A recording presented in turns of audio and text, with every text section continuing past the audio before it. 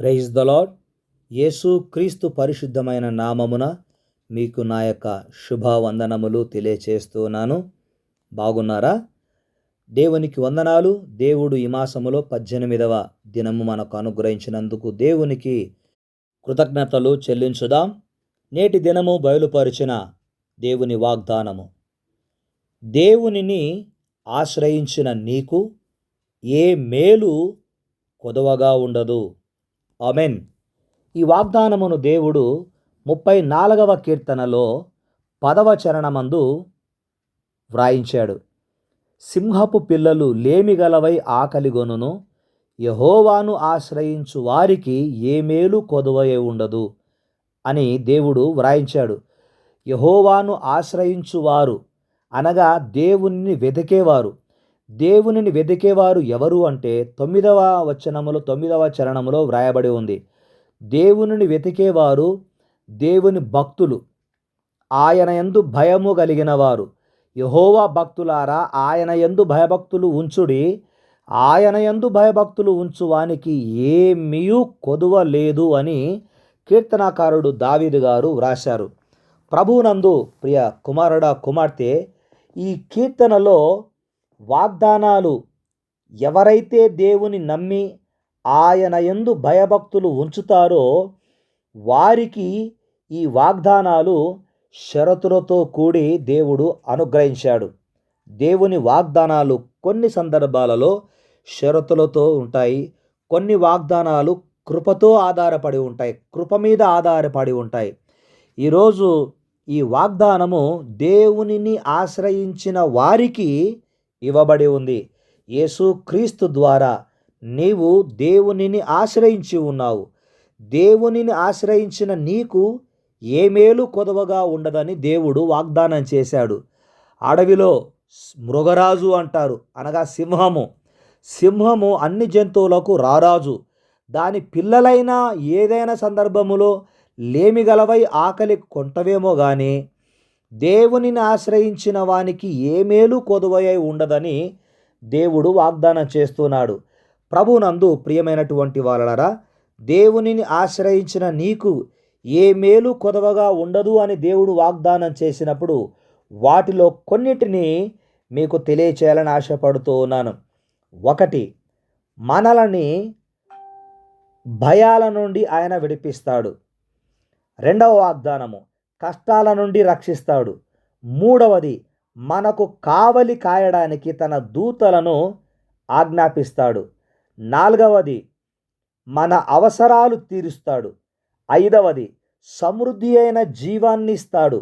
6వది, మన ప్రార్థనలన్నీ వింటాడు.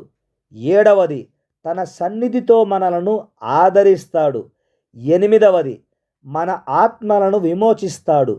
9వది, దేవుని సన్నిధి మనతో ఉంచుతాడు. దేవుడు ఈ వాగ్దానాలు చేస్తూ ఉన్నాడు. ఎవరికి ఈ వాగ్దానము వర్తిస్తుంది? నీవు దేవునిని ఆశ్రయించినందుకు నీకు వర్తిస్తుంది. యేసు నామమున నీవు దేవుని కుమారుడివిగా, కుమార్తెవుగా ఈ లోకములో జీవిస్తూ ఉన్నావు గనుక దేవుడు ఈ వాగ్దానాన్ని నీకు బయలుపరిచాడు. నిన్ను బలపరచడానికి దేవుడు ఈ దినము బయలుపరిచిన వాగ్దానము ఎంతో గొప్పది.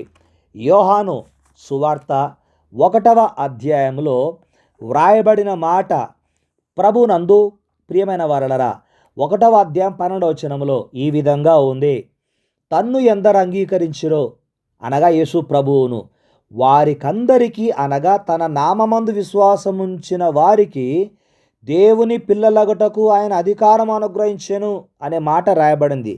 దేవుని పిల్లలగుటకు అధికారము నీకు అనుగ్రహింపబడింది కనుక దేవుని కుమారుడవుగా, కుమార్తెవుగా నీవు పిలువబడుతూ ఉన్నావు గనక ఏ మేలు కొదవ లేకుండా దేవుడు నీకు ఇస్తానని నేటి దినము వాగ్దానం చేశాడు. అంత మాత్రమే కాకుండా ఆయనకు మొరపెడుతూ, ఆయనను హత్తుకొని జీవిస్తూ, ఆయనలో భయభక్తులు కలిగి నీవు జీవిస్తున్నంత కాలము ఈ లోకములో ఎదురయ్యే ప్రతికూల పరిస్థితులకు ఆయన నీకు తోడై ఉండి ప్రతికూల పరిస్థితులన్నీ కూడా అనుకూలముగా మారుస్తాడు. వాటిని అనుకూలముగా మార్చడమే కాకుండా ఏ మేలు కూడా కొదవ లేకుండా కొలతలేని ఆశీర్వాదాలను నీకు అనుగ్రహించే దేవుడు కనుక నేటి దినము బయలుపరిచిన ఈ వాగ్దానము నీ జీవితకాలమంతా నీకు, నీ కుటుంబానికి, నీ బిడ్డలకు సదా తోడై ఉండునుగాక. ఏ మేలు కొదవగా ఉండని దీవెన నీకు అనుగ్రహింపబడునుగాక. ఆమెన్. ప్రార్థన చేద్దాం. మహాపరిశుద్ధుడైన తండ్రి, మిమ్మును ఆశ్రయించిన నీ బిడ్డలకు ఈ లోకములో ఏ మేలు కొదువగా ఉండదని ఎంత గొప్ప వాగ్దానం చేశావు. నీకు స్తోత్రాలు, స్తుతులు చెల్లిస్తున్నాము తండ్రి. కీర్తనకారుడు 34వ కీర్తనలో వ్రాసిన విధముగా యెహోవాను బట్టి నేను అతిశయించుచున్నాను అని వ్రాసిన మాట ఎంతో గొప్పది. మిమ్మును బట్టి నాయన అతిశయించడానికి, మిమ్మును ఆశ్రయించిన వారికి ఏ మేలు కొదువ లేకుండా అనుగ్రహిస్తున్నందుకు కృతజ్ఞతలు చెల్లిస్తూ ఉన్నాం. ఆయన వారి జీవితములలో ఏ గడియ ఏది సంభవించబోతుందో, ఏ రోజు ఏది అవసరమో ఎరిగిన దేవుడవు. వాటిని తీర్చుచున్నందుకు స్తుతులు చెల్లిస్తున్నాను, కృతజ్ఞతలు చెల్లిస్తున్నాను. మహిమగలిగిన మా తండ్రి, ఎవరైనా అనారోగ్యాలతో బాధపడుతూ ఉంటే వారికి స్వస్థతలు కలుగచేయండి. ఎవరైతే భార్యాభర్తల మధ్యలోనైనా ఎక్కడైతే సమస్య ఉందో సమాధానము కలుగునుగాక. అంతేకాకుండా భర్త మాట భార్య వినకుండా, భార్య మాట భర్త వినకుండా, భార్యాభర్తల మధ్యలో సమాధానము లేకుండా ఎవరైతే ఉన్నారో వారి మధ్యలో యేసు నామమున సమాధానము కలుగునుగాక అని ప్రార్థిస్తున్నాను. వివాహ వయసు వచ్చిన వారికి వివాహాలు జరుగుటకు, సంతానం లేని వారికి సంతాన భాగ్యము కలుగుటకు, కుటుంబములో నెమ్మది సమాధానము కలుగుటకు మీరు అనుమతించి మీరు ఆశీర్వదించుమని మీ పాదాలు పట్టుకొని ప్రార్థిస్తున్నాను.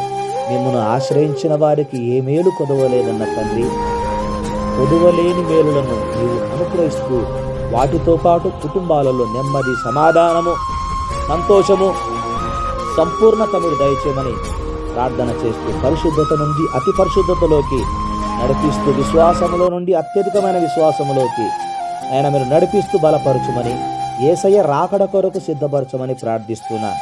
ఈరోజు ఎంతమంది వివాహ దినములు, జన్మదినములు జరిగించుకుంటూ ఉన్నారు, వారికి మరొక సంవత్సరమును పొడిగించినందుకు మీకు కృతజ్ఞతలు చెల్లిస్తున్నా. ఏనాడు మీ దాసునిగా నా ప్రార్థన త్రోసివేయని దేవుడవు, నేడు మాకిచ్చిన ఈ వాగ్దానమును బట్టి కూడా వాగ్దానం ఎత్తిపట్టి చేసిన ప్రార్థనకు ప్రతిఫలము దయచేయమని యేసుక్రీస్తు నామమున ప్రార్థించి పొంది ఉన్నాము తండ్రి. ఆమెన్.